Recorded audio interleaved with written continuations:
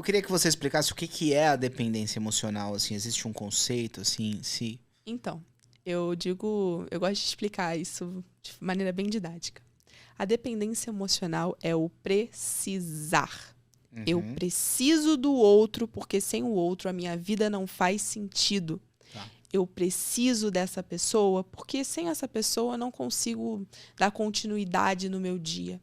É de fato uma dependência. Quando você pensa, por exemplo, na questão das drogas.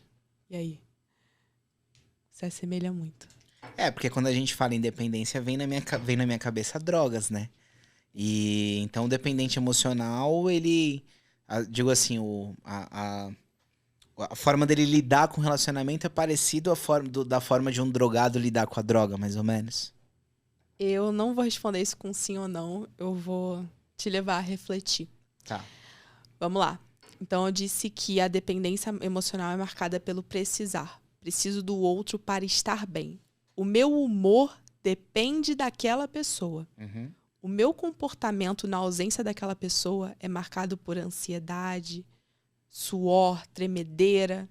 Muitas vezes, uma perda do senso de direção, a pessoa não sabe nem o que ela vai fazer. A pessoa não consegue reagir. Parece que ela tá ali, ó, precisando a qualquer custo. A rotina daquela pessoa, basicamente, 90% envolve aquele outro ser ali. A pessoa já acorda olhando o telefone para ver se a pessoa manda mensagem. Fica ali o dia todo, não consegue nem trabalhar, fica ali o dia inteiro consumindo conteúdo que o outro fabrica, que o Uhum. outro posta, então os stories. E muitas vezes essa pessoa ela não sente mais prazer em nada que não remeta àquela pessoa. Então ela não consegue, por exemplo, sair com os pais e aproveitar um bom jantar sem a presença daquela pessoa. Isso te lembra alguma coisa? Sim. Lembra um vício, né? Lembrou um vício. Então, assim, a dependência emocional é vício. E o maior problema que vejo é que essa dependência emocional muitas vezes é romantizada. Sim.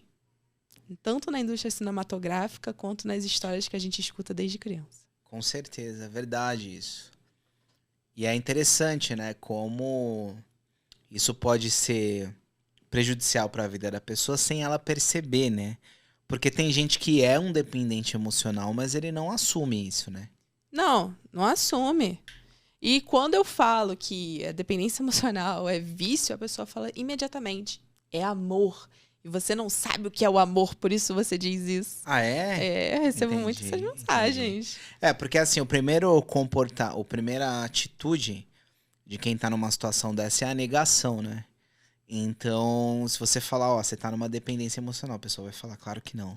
Claro que não. Ainda mais É. se for uma pessoa. Como assim, né? Eu tô numa dependência emocional. Aí você vai investigar o dia daquela pessoa. Acordou, viu se tem a mensagem. Não tem a mensagem, desespero. Perdeu o dia ali.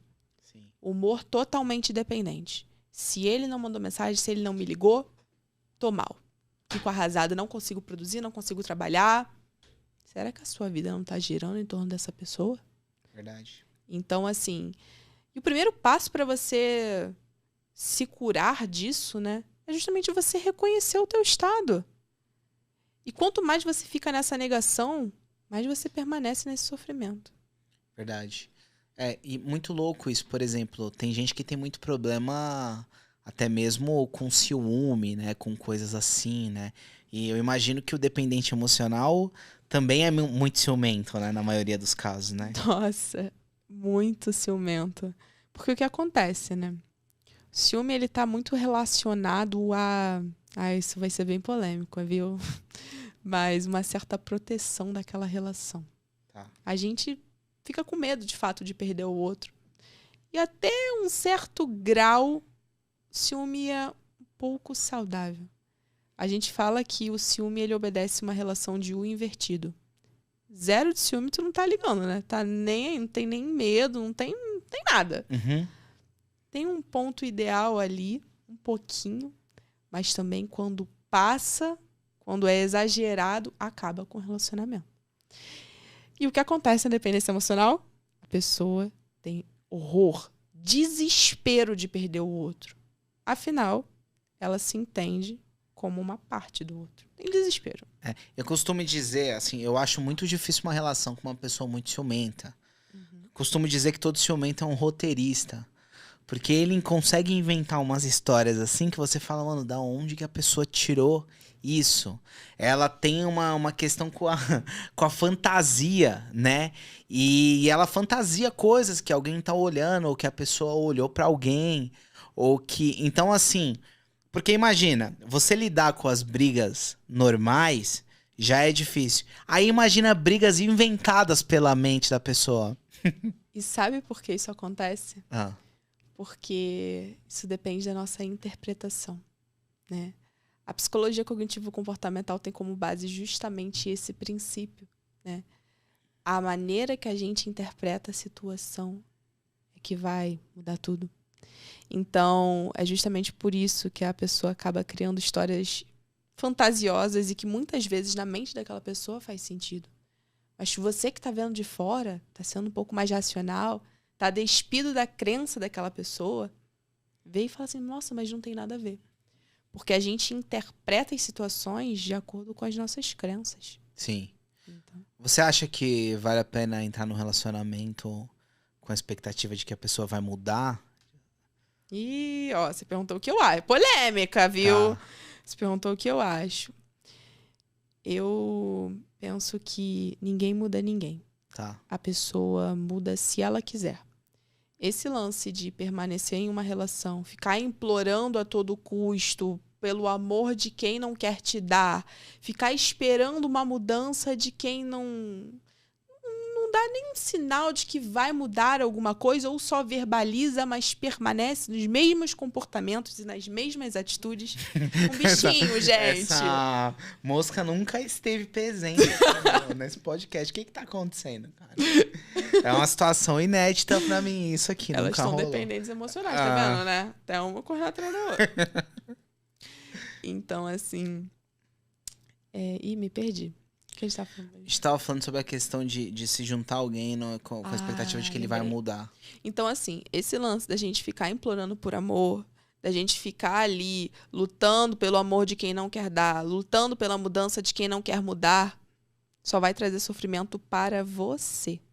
Porque uma pessoa só muda se ela desejar. E mesmo assim, algumas coisas é bem difícil de mudar, né? Difícil de mudar, meu Deus do céu. Imagina, a gente querendo É difícil. é difícil. Imagina não querendo. São comportamentos aprendidos. A gente pode desaprender? Pode modificar, de fato, os comportamentos. Mas é justamente esse o princípio da psicologia, né? Uhum. Mas você não querer, você não desejar mudar, você não vai mudar, sabe? Então, assim, sim, a pessoa pode mudar, porém ela tem que desejar. Então, você querer que o outro mude não é suficiente para mudar o rumo da sua relação. Seria mais fácil entrar numa relação que você não vê tantos pontos a mudar. Eu imagino que sempre vai ter aquela coisa, ninguém é perfeito, né? Você não vai concordar com tudo. Mas eu entendo que tem você precisa entender o que é negociável e o que é inegociável, né? Totalmente. Isso é fundamental. Entendeu? Se você, por exemplo, não sabe aquilo que você não aceita numa relação, você se submete a qualquer relação. E aí, muitas vezes, você vai se submetendo a essa relação, porque tem que estar em uma relação, porque não quer estar sozinha, mas aquela relação não tem nada a ver com os seus valores. Não tem nada a ver com aquele tipo de relação que você deseja para sua vida. E aí, passam anos assim, e você fica infeliz naquela área, não sabe por quê. E pensa que é assim mesmo. Que você vai sofrer por amor o resto da sua vida. Mas será?